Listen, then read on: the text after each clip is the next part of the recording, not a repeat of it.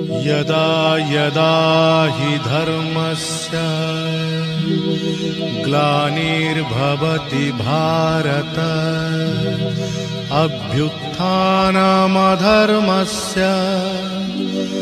तदात्मानं सृजाम्यहम् परित्राणाय साधूनां विनाशाय च दुष्कृतां धर्म संस्थापनार्थाय संभवामि युगे युगे।